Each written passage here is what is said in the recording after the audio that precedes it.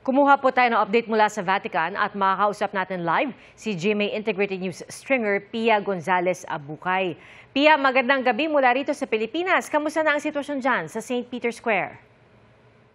Buon pomeriggio, Pia, mula dito sa Vatican. Dito sa Vatican, unti-unti na nating nakikita ang presensya ng ating mga kapwa Pilipino. Dumadami na sila at nagpapahayag ng pakikiramay at pag-aalay ng panalangin sa kaluluwa ng ating Santo Padre.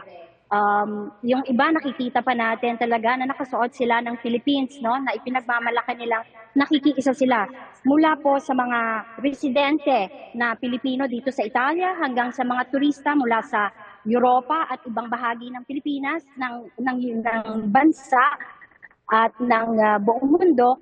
At mayroon ding mga nag-cancel pa ng kanilang flight para makiisa dito sa pakikiramay sa pagdarasal din para sa kaluluwa ng ating Santo Padre. Inaasahan din ang pagdagsa ng mga Pilipino mamaya, mas maraming numbers ng mga Pilipino dahil magkakaroon ng pagdarasal ng Santo Rosario para sa kaluluwa ng ating Santo Padre. Pia, alam natin na talagang espesyal at malapit sa puso ng mga kababayan natin si Pope Francis at gaya ng sinabi mo, inaasahan na mamaya mas dadami pa sila dahil may mga dasal at may vigil pa ata para kay Pope Francis. Pero yung Filipino community ba, meron ding inihahandang espesyal na mga prayer rites or kung anong bang pagtitipon para sa Santo Papa? Dito sa Roma, maraming Italian churches na tuwing hapon ay mayroong special mass sa Tagalog.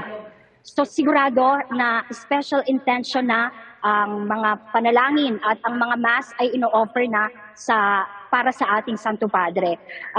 Nahandyan ang Filipino chaplaincy at ang Filipino chaplain natin na Pilipino na nagsisimula na rin ng mga pamisa, para mag-alay ng panalangin para sa ating Santo Padre at siyempre pa nahandyan ang Colegio Filipino kung saan nakatira ang mga kapariang Pilipino na sigurado ay mayroon na ring misang nagaganap at dire-diretso na ito at magmula ngayong araw magkakaroon ng mga pagdarasal ng Santo Rosario at siguradong open na sa publiko ang labi ng ating Santo Padre, ay marami pa tayong mga kababayang Pilipino ang makikitang nakikiisa at nakikiramay sa pagpanaw ng ating Santo Padre. Pia, kahapon lang nagbigay si Pope Francis ng kanyang Easter message at humarap pa siya sa mga naroon sa Vatican, sa St. Peter's Square. Meron ka bang nakilala dyan ng mga kababayan natin or iba pang mga turista siguro or mga residente dyan na kahapon lang ay naroon para sa Easter prayer or Easter message ni Pope Francis? Ikaw ba, Pia, nandun ka kahapon? Pia, alam mo, sa totoo lang, talagang ikinabigla ng mga Pilipino at kahit ng mga Italians at ng mga turista ang balitang ito kaninang umaga.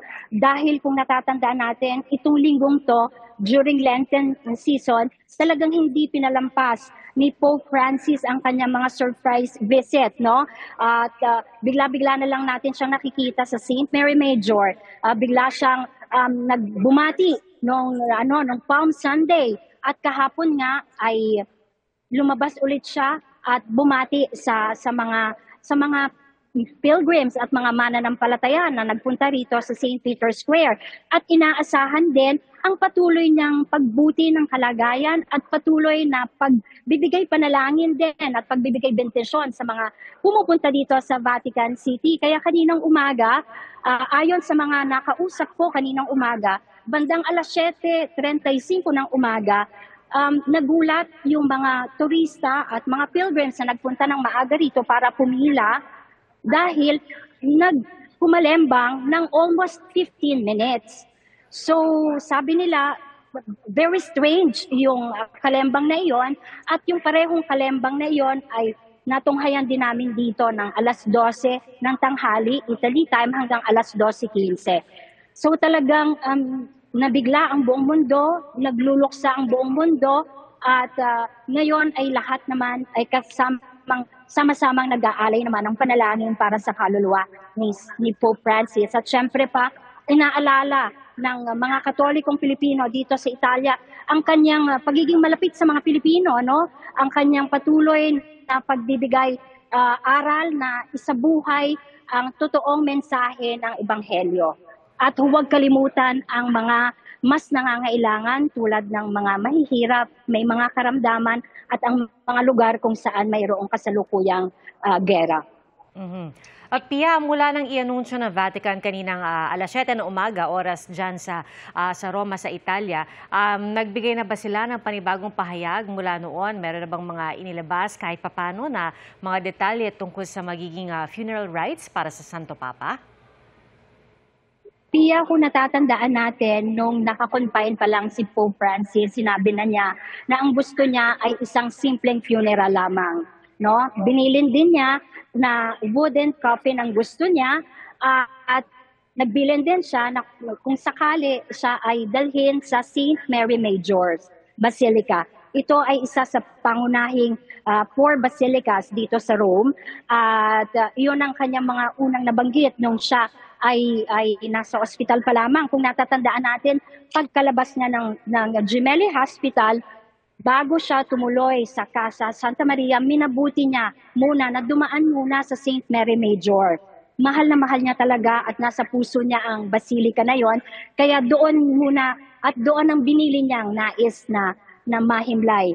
Gayunpaman, tungkol sa public viewing at paglipat ng salma, no, ng labi ng ating Santo Padre mula sa Casa Santa Marta hanggang sa St. Peter's Basilica, inaasahan itong magaganap sa Miyerkules. Ngunit ito ay kukumpirmahin pa, kung paano ang detalye ay malalaman po bukas at ipapaalam po iyan ng Vatican Press. Samantala, mamayang gabi, papangunahan ni Cardinal Ferran ang ritual, no, ng paglalagay ng labi ng ating Santo Padre sa coffin. Alright, maraming salamat. GMA Integrated News Stringer Pia Gonzalez Abukay, makikibalita ulit kami sa iyo.